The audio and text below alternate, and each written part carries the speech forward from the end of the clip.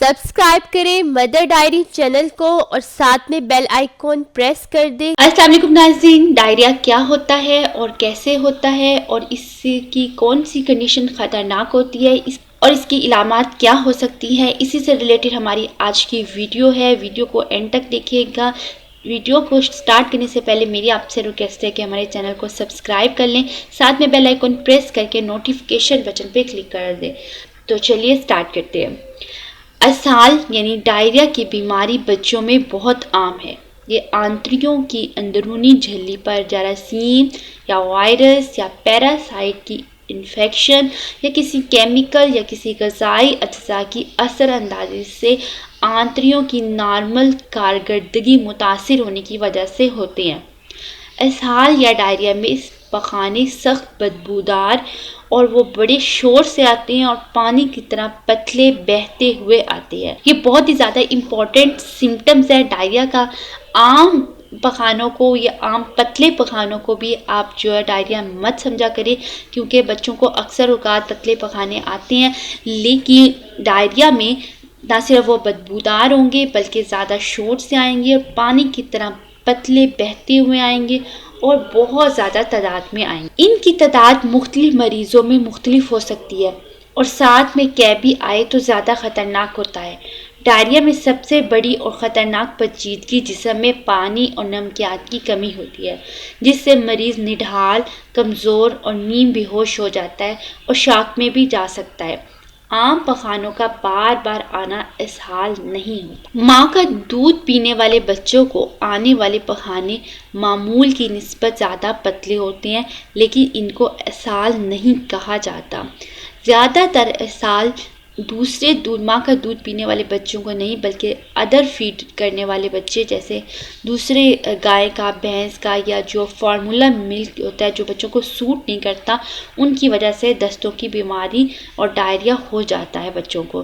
شدید اسہال میں جسم سے بہت زیادہ پانی اور نمک ضائع ہو جانے کی وجہ سے موت واقع ہو جاتی ہے، اس لیے ہر ماں کو شدید اسہال کی نوبت آنے سے پہلے ہی اپنے بچے کو محفوظ کر لینا چاہیے۔ یہ ویڈیو بہت ہی امپورٹنٹ ہے۔ خدا نہ خواستہ کبھی بھی آپ کے بچے کو ایسی کوئی بھی کنڈیشن نہ آئے، لیکن آپ کو یہ کنڈیشنز اور یہ علامات اچھی طرح سمجھ لینی چاہیے، اور اگر آپ کو یہ ویڈیو پسند آئے تو اس کو دوسری مدد کے ساتھ لازمی شیئر بھی کریں، کیونکہ یہ انفارمیشن بہت ہی زیادہ امپورٹنٹ انفارمیشن ہے۔ مائیں کس طرح اندازہ کریں کہ بچے کو اسہال ہے یا نہیں ہے اور بچے کی حالت خطرناک ہے؟ ماؤں کو وہ سب نشانیاں سمجھ لینی چاہیے جن کو دیکھ کر وہ اپنے بچے کی حالت کا درست اندازہ لگا سکے۔ اب میں آپ کو سمٹمز آف ڈائریا یعنی اسہال کی علامات کے بارے میں تفصیل سے بتاؤں گی۔ پہلی کنڈیشن، بعض اوقات ماؤں کو لگتا ہے کہ ان کے بچے کو ڈائریا ہو گیا ہے، لیکن وہ نارمل حالت ہوتی ہے، اس میں ڈائریا نہیں ہوتا۔ ایسی کون سی کنڈیشنز ہیں؟ نمبر 1، دست ایک دن میں 4 پخانوں سے کم ہو۔ نمبر 2، قے زیادہ مقدار میں نہ آئے، پیاس معمول کے مطابق ہو، شاگ معمول کے مطابق ہو، بچے کی حالت دیکھنے میں یعنی کہ وہ اچھی طرح چست ہو اور ایکٹیو ہو، بچے کے آنسو موجود ہوں، آنکھیں معمول کے مطابق ہوں، منہ اور زبان تر ہو، سانس معمول کے مطابق آئے، کھال یعنی سکن کو پہ چٹکی لے تو چٹکی تیزی سے واپس جاتی ہو۔ بہت چھوٹے بچے جیسے نوزائیدہ بچے ہوں، ان کے لیے آپ ان کی چٹکی ان کے پیٹ پہ لیں، بازو پہ مت لیں، پیٹ سے لیں تاکہ آپ کو اچھی طرح پتہ چل جائے۔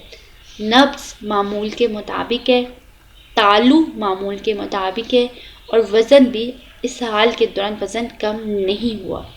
اگر آپ کے بچے کی یہ ساری کنڈیشن ہو اور آپ کے بچے کو زیادہ تعداد میں موشن آ رہی ہو تو آپ اس کو اسہال یعنی ڈائریا مت سمجھے، وہ ایک نارمل حالت ہے، بس بچے کو زیادہ تعداد میں پخانے آ رہے ہیں، لیکن وہ ایک نارمل حالت ہے، ڈائریا نہیں ہے۔